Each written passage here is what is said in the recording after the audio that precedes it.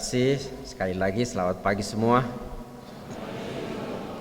Sebuah kehormatan bisa berdiri di hadapan Bapak Ibu Saudara-saudara, juga bersama dengan rekan-rekan pastor yang bertugas di wilayah Mamasa dan Messawa. Mamasa dan Messawa ini sebenarnya adalah masa depan gereja. Kenapa saya katakan demikian? Karena Mamasa dan Messawa ini punya sejarah tersendiri, terutama dalam perkembangan gereja di wilayah Keuskupan Agung Makassar. Mamasa sudah berusia, tadi saya tanya Pastor Paroki, sudah berumur berapa ini? 56 tahun. Dan usia 56 tahun menurut saya bukan usia yang muda lagi. Saya saja juga sudah 54 tahun. Ya. Yang saya mau katakan adalah bahwa dalam perkembangan selanjutnya gereja Katolik dimanapun berada senantiasa menghadirkan wajah Allah yang berbelas kasih. Itulah tugas panggilan dan perutusan kita. Gereja hadir bukan untuk dirinya sendiri. Gereja hadir untuk masyarakat, untuk bangsa, dan untuk negara. Sekarang ini kita merayakan Ekaristi. Ini yang disebut dengan ritual keagamaan. Sisi dimensi vertikal antara manusia dengan Allah dan antara Allah dan manusia. Dalam kehidupan kita tidak hanya ada dimensi vertikal, juga ada sisi horizontal, yaitu relasi kita dengan sesama, relasi kita dengan pemerintah, relasi kita dengan saudara-saudara yang tidak seiman dalam rangka kehidupan berbangsa dan bernegara. Gereja Katolik sejak hadir di muka bumi ini, terutama di seluruh wilayah negara kesatuan Republik Indonesia, adalah juga berada di garda terdepan, terutama dalam memperebutkan kemerdekaan. Ada tokoh-tokoh Katolik yang juga merupakan pahlawan nasional, yang tidak segan-segan mempertaruhkan jiwa raganya. Untuk siapa? Untuk bangsa dan untuk negara. Umat Katolik bukan penumpang gelap dalam sebuah gerbong yang bernama Republik Indonesia. Bukan juga penumpang yang naik di pertigaan atau perempatan jalan. Sudah sejak awal, bahkan sebelum berdiri yang bernama Republik Indonesia, umat Katolik sudah berupaya bahu-membahu untuk merebut kemerdekaan bersama dengan saudara-saudara yang lain. Dalam rangka itulah Bapak Ibu dan saudara-saudara, menurut saya, kalau saya katakan tadi Mamasa, Messawa dan sekitarnya ini adalah masa depan gereja, berarti apa? Berarti gereja harus sungguh-sungguh hadir dalam seluruh realitas kehidupan sosial dan kemasyarakatan. Pada hari Minggu pada bulan-bulan Maria kita rosario, bahkan kita ziarah di Pena. Itu sesuatu hal yang bagus, karena itu adalah bagian dari ritual keagamaan, memperkuat dan memperkokoh keimanan dan ketakwaan kita kepada Tuhan, memperkokoh fondasi. Seperti ketika gedung paroki ini dibangun, ya fondasi harus kokoh, sehingga ketika gempa kali lalu ya tidak memporak-porandakan semua dan runtuh, hancur lebur. Kalau retak-retak, ya di mana-mana juga retak-retak. Tetapi gedung atau paroki ini tidak sampai ambruk, berantakan. Ya, kenapa? Karena pondasinya kuat. Kalau gereja mau hadir sungguh-sungguh di tengah-tengah masyarakat, pondasi itu yang harus dikuatkan, dibangun dengan berbagai macam cara yang baik, agar umat Katolik itu memang menjadi satu kesatuan utuh yang tak terpisahkan. Secara vertikal kita mampu membangun kehidupan rohani, ritual-ritual keagamaan secara baik, aman, lancar, tanpa harus ada gangguan-gangguan. Dan di sisi lain kita juga mengambil bagian dalam kehidupan berbangsa dan bernegara. Itulah yang dikatakan Monsignor Albertus Sugo Pranoto. Jadilah orang Katolik 100% dan warga negara Indonesia 100%. Tidak berarti bahwa kita 200%. Maksudnya adalah menjadi orang Katolik 100% tidak berlawanan dengan menjadi orang Indonesia 100%. Dan menjadi warga negara Indonesia 100% yang taat hukum, yang taat aturan, yang taat pajak misalnya, tidak bertentangan dengan menjadi orang Katolik yang baik. Bahkan kalau kita menjadi orang Katolik yang baik, itu juga berarti bahwa kita ini orang Pancasilais, di mana Pancasila menjadi dasar hidup berbangsa dan bernegara.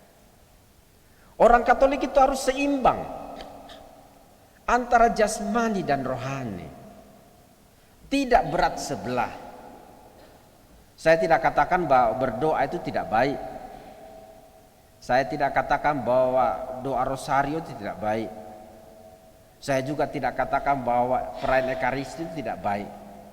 Tetapi kalau saudara-saudara rajin perayaan Ekaristi, rajin ibadat, rajin doa rosario, sementara kehidupan berbangsa dan bernegara nol, berarti kehidupan kita tidak berimbang. Pernah orang mengetes Yesus, apakah kita diwajibkan membayar pajak kepada kaisar atau tidak? Yesus bilang, coba lihat cuan itu. Uang kan sekarang disebut cuan. Diperlihatkanlah uang. Yesus bilang, tolong jelaskan, itu gambar dan tulisan siapa? Jujur, katakan. Mereka mengatakan gambar dan tulisan kaisar. Tanpa tedeng aling-aling, Yesus mengatakan, berikan kepada kaisar apa yang menjadi hak kaisar. Berikan kepada Allah apa yang menjadi hak Allah. Jadi jelas, Yesus tidak berat sebelah Yesus mengajak umat dan warga taat kepada Tuhan. Tapi jangan juga lupa taat kepada kaisar, taat kepada pemimpin, taat kepada negara. Tidak lama lagi saudara-saudara kita memasuki pesta demokrasi. Saya datang ke Mamasa dalam rangka itu. Kalau saya melihat statistik orang Kristen di Mamasa ini sekitar 73%. Berbeda dengan di Mamuju. Beberapa hari lalu saya di Mamuju, 84% Muslim. Kristen dan Katolik, terutama Katolik di Mamuju 0,6%, 69%. Kalau tidak salah di Mamasa ini 4% lebih sedikit orang Katolik. Orang Kristen ya sekitar 75%. Itu artinya apa? Kita adalah warga mayoritas. Kalau Kristen, entah gereja Mamasa, Pantekosta, Kibai, tambah Katolik, bisa bersatu, bisa solid, bisa secara maksimal mengambil bagian dalam kehidupan berbangsa dan bernegara. Menurut saya itulah yang menjadi cita-cita kita bersama. Karena sejatinya realitas sekarang ini, kehidupan sekarang ini, yang notabene kita mayoritas, ternyata kita tidak mampu menjadi pemimpin di negeri sendiri. Kita tidak mampu menjadi pemimpin bagi saudara-saudara kita yang lain. Apakah memang harus demikian? Tentu tidak. Dan oleh karena itu saya mengajak kita berpikir realistis dan mengajak saudara-saudara kita yang lain. Sampai kapan Bapak, Ibu dan saudara-saudara menjadi penonton di negeri yang kita cintai dan sayangi bersama ini? Sampai kapan kita membiarkan situasi ini begitu terus? Apakah di antara kita tidak satu pun yang bisa tampil menjadi pemimpin, yang kita support, yang kita dorong agar sungguh-sungguh kehadiran kita, entah sebagai warga gereja, entah sebagai warga negara atau bangsa yang kita cintai ini, secara maksimal menjadi ujung tombak pembangunan bangsa dan negara. Itulah yang dikatakan Yesus dalam bacaan Injil hari ini. Jangan sampai kita ini adalah benih yang jatuh di pinggir jalan, yang hanya beberapa menit saja tumbuh, namun kemudian hilang dimakan burung. Terprovokasi, hilang daya dan kekuatannya. Atau mungkin kita benih yang jatuh di tanah yang berbatu-batu, yang sedikit saja tanahnya, dikatakan hanya tumbuh beberapa jam, lalu karena tidak ada tanahnya dan panas terik, matilah dia. Atau mungkin kita ini benih yang jatuh di semak belukar. Memang tumbuh sih tumbuh, Tetapi semak belukar ini menggerogotinya, menutupinya, menguasainya, sehingga tidak bertahan lama. Yesus sangat menyayangkan benih-benih itu jatuh percuma di tanah yang berbatu-batu, jatuh percuma di tanah di jalan raya itu, dan jatuh percuma di semak belukar, tidak punya kekuatan apa-apa. Yesus mengharapkan Bapak, Ibu, dan saudara-saudara adalah benih-benih yang jatuh di tanah yang subur. Mamasa ini adalah tanah yang subur.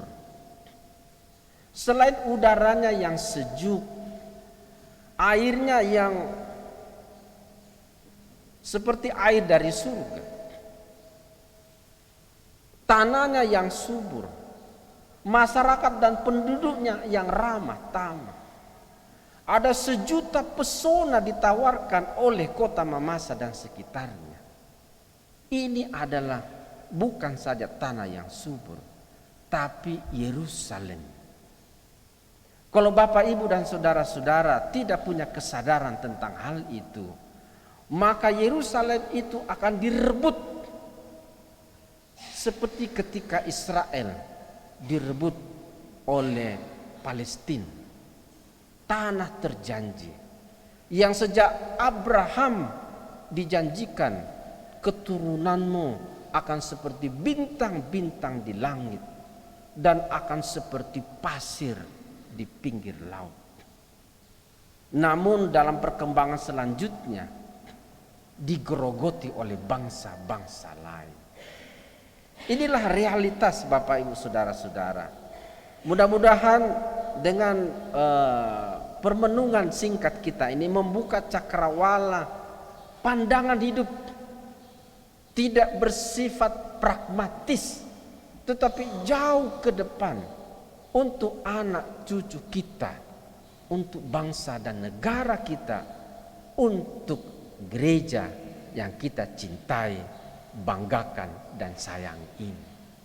Kita mengharapkan bahwa gereja Katolik memiliki peranan yang sungguh-sungguh dikagumi dan disegani karena warganya, karena umatnya, karena peranannya di tengah-tengah masyarakat, memberikan cakrawala baru, wawasan kebangsaan yang luas, sehingga kita mampu mengambil peran dalam memajukan daerah yang kita cintai dan banggakan ini, Mamasa Tungka Sangana. Kalau dari Toraja sana ya. Saya di Makale hampir 9 tahun. Kita tetangga di sini ya. Selama 9 tahun saya biasa jalan-jalan ke sini dan seterusnya ya. Tapi saya sudah tinggalkan Makale sudah 1 tahun lebih. Saya kembali ke Makassar.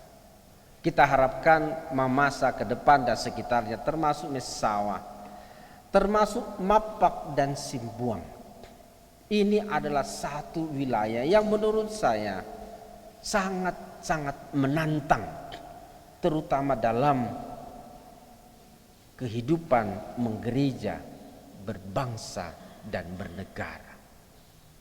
Jangan cepat merasa puas dengan situasi yang ada, terutama dalam kehidupan berbangsa dan bernegara. Mumpung 2024 ada pesta demokrasi. Setelah Ekaristi ini nanti akan ada pertemuan. Saya mau memperlihatkan kepada Bapak, Ibu, dan saudara-saudara, apa sih sebenarnya yang terjadi 2024 dan bagaimana peta lokal, peta politik di sekitar Mamasa dan sekitarnya ini. Di mana peluangnya, di mana tantangannya, di mana potensinya, dan mengapa kita harus ke sana, untuk apa? Inilah yang menjadi bagian dari tugas perutusan kita. Saya sudah keliling di 3 provinsi, ke paroki-paroki potensial, juga di luar Keuskupan Agung Makassar, untuk membuka cakrawala berpikir bahwa kita tidak cukup datang ke gereja, berdoa, setelah itu pulang. Kita tidak tahu apa yang terjadi di masyarakat. Mudah-mudahan dengan sabda Tuhan yang kita dengarkan hari ini, Bapak, Ibu, dan saudara-saudara menjadi benih kategori yang jatuh di tanah yang subur.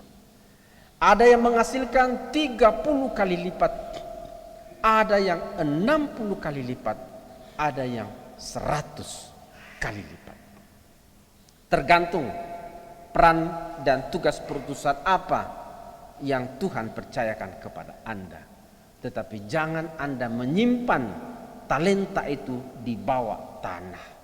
Nanti sang pemilik kehidupan memanggil Anda. Talenta yang saya berikan ternyata saya tanam di dalam tanah.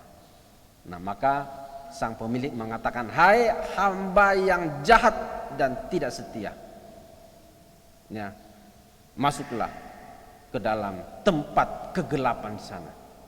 Di sana ada gertak dan ratap tangis selama-lamanya." Mudah-mudahan sabda Tuhan hari ini sekali lagi menjadi inspirasi dalam kehidupan menggereja, berbangsa, dan bernegara. Tuhan Yesus memberkati kita. Kita berdiri dan kita memperbaharui